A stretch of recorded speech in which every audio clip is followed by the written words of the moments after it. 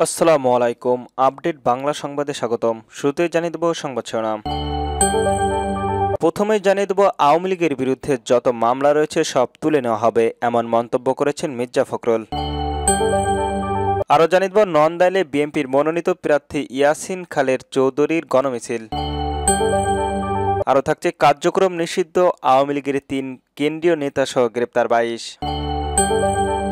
সর্বশেষ জানিয়ে দেব নির্বাচন বানচালের চেষ্টা করছে আওয়ামী লীগ, কিন্তু কোনোভাবেই নির্বাচন বানচাল বা বন্ধ করতে পারবে না, বলল পেশ সচিব শফিকুল আলম। শুনছিলেন সংবাদ শিরোনাম, এবার বিস্তারিত।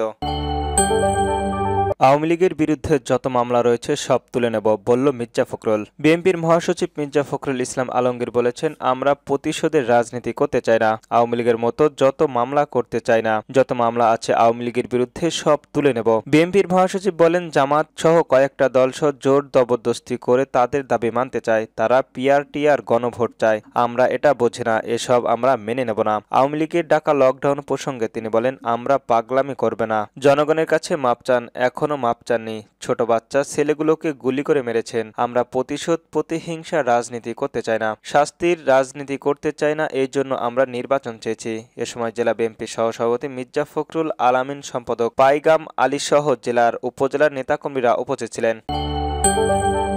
নন্দাইলে বিএনপির মনোনীত প্রার্থী ইয়াস খান চৌধুরীর গণমিছিল। বিএনপির মনোনীত ময়মনসিংহ ৯ আসনের প্রার্থী ইয়াসিন খানের চৌধুরী বলেছেন, আমরা ধানের শীষে ভোট দিন। আপনাদের সঙ্গে নিয়ে ময়মনসিংহে নন্দাইলের উপজেলাকে আপনাদের পছন্দ মতো গড়ে তুলতে চাই। এই উপজেলায় নারী সমাজ, তরুণ সমাজ সহ সব ধরনের মানুষ নিরাপদ করতে চাই। দলীয় নেতাকর্মীদের সঙ্গে কথা বলে জানা গেছে, ঢাকা ফেরার পথে উপজেলার জামতলা বাজার থেকে বিএনপি নেতাকর্মীরা গণমিছিল করে ইয়াস খানকে শুভেচ্ছা জানান। উপজেলার বিএনপি বিপুল সংখ্যক নেতাকর্মী ও সমর্থক মোটরসাইকেল বহর নিয়ে মিছিলে অংশ নেন। পরে নন্দাইলের কাননপুর এলাকার একটি মিনি ট্রাকের স্থগিত মঞ্চের দাঁড়িয়ে ইয়াস খানের চৌধুরী বলেন, আমরা বাপচাচা নন্দাইলের আসনে আপনাদের ভোটের অধিকারে বিএনপির সংসদ সদস্য হিসেবে নির্বাচিত হয়েছিলেন। আমরা পূর্বপুরুষরাও বিএনপির প্রতিষ্ঠিত সঙ্গে জড়িত রয়েছি। আমাদের পরিবারের একটি রাজনৈতিক ঐতিহ্য রয়েছে। এই ধারাবাহিকতায় আমি সেই পরিবারের একজন সদস্য হিসেবে বিএনপির মনোনয়ন নিয়ে আপনাদের সামনে হাজির হয়েছি।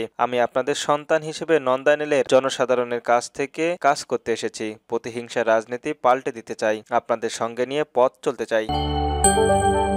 কার্যক্রম নিষিদ্ধ আওয়ামী লীগের ৩ কেন্দ্রীয় নেতা সহ গ্রেপ্তার ২২। রাজধানীতে ঝটিকা মিছিলের পরিকল্পনা ও অংশগ্রহণে জড়িত নিষিদ্ধ ঘোষিত আওয়ামী লীগ ও সহযোগী সংগঠনের আরও ২২ নেতাকর্মীকে গ্রেপ্তার করেছে ঢাকা মহানগরের গোয়েন্দা পুলিশ। গত ২৪ ঘণ্টায় রাজধানীর বিভিন্ন এলাকায় এসব অভিযান পরিচালিত হয়। ডিবির মতিঝিল, গুলশান, রমনা, লালবাগ, তেজগাঁও, উত্তরা ও সাইবার ক্রাইমের বিভাগের টিমগুলো এসব অভিযান পরিচালনা করেন। গ্রেপ্তাররা হলেন ঢাকা দক্ষিণ সিটি কর্পোরেশনের কদমতলী থানা ৫৩ নং ওয়ার্ডের ছাত্রলীগের সভাপতি সোহানুর রহমান মিশাল, নারায়ণগঞ্জ মহানগর ছাত্রলীগের সদস্য মোহাম্মদ আনিসুল ইসলাম নাইম, তেজগাঁও শিল্প অঞ্চল থানার ২৪ ওয়ার্ডের আওয়ামী লীগের সভাপতি মিজানুর রহমান বাবু, ঢাকা মহানগর দক্ষিণ ২৩ নং ওয়ার্ডের আওয়ামী লীগের যুব সম্পাদক মোহাম্মদ সোবান মিয়া, এছাড়াও আরও অনেকেই। ডিবি সূত্রে জানা যায়, গ্রেপ্তারকৃত কার্যরত নিষিদ্ধ আওয়ামী লীগ ও সহযোগী অঙ্গ সংগঠনের ব্যানারে ১৩ নভেম্বর তথাকথিত আসন্ন লকডাউন কর্মসূচি সফল করার লক্ষ্যে রাজধানীর ঝটিকা মিছিল ও নাশকতা পরিকল্পনা করেছিল। তাদের কাছ থেকে মোবাইল ফোন ও বিভিন্ন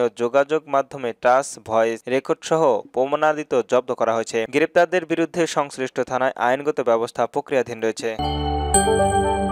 নির্বাচন বানচালের চেষ্টা করছে আওয়ামী লীগ, বললেন শফিকুল আলম। কার্যক্রম নিষিদ্ধ আওয়ামী লীগ নির্বাচনে বানচালের চেষ্টা করছে বলে মন্তব্য করেছেন প্রধান উপদেষ্টার পেশ সচিব শফিকুল আলম। তিনি বলেছেন, ফ্যাসিস্টের এই রাজনৈতিক দলটির দেশের জ্বালাপোড়াও চালিয়ে প্রমাণ করছেন তাদের নেশাই হচ্ছে সন্ত্রাসী কর্মকাণ্ড। তবে ফেব্রুয়ারির প্রথমার্ধেই জাতীয় সংসদ নির্বাচন অনুষ্ঠিত হবে। দেশের বিভিন্ন দেশে কোনো শক্তি নির্বাচন বানচাল করতে পারবে না। গতকাল কুমিল্লায় ১৪গ্রাম উপজেলায় কুড়িয়ার উচ্চ বিদ্যালয়ের নতুন ভবনের ভিত্তি উপস্থাপনার অনুষ্ঠানে সাংবাদিকদের সঙ্গে আলাপকালে এমন মন্তব্য করেন তিনি। শফিকুল আলম বলেন, পার্টিকালের পার্টির থাকলে মতভেদ থাকবেই। আমাকে সিরিয়াস কিছু নিচ্ছি না। যারা প্র্যাকটিক্যালি পার্টির তারা ঐক্যমত কমিশনের সঙ্গে কথা বলেছেন। তারা ৯ মাস ধরে শুধু সুন্দরভাবে সৌহার্দ্যপূর্ণ পরিবেশ ইতিহাসের সবচেয়ে বৃহত্তম আলোচনা করেছে। আমরা আশা করছি তাদের মধ্যে কিছু কিছু বিষয়ে যে মতবিরোধ রয়েছে সেটার সময়ের মধ্যে ঐক্যবদ্ধ হতে হবে। সবাই প্রস্তুতি নিচ্ছে।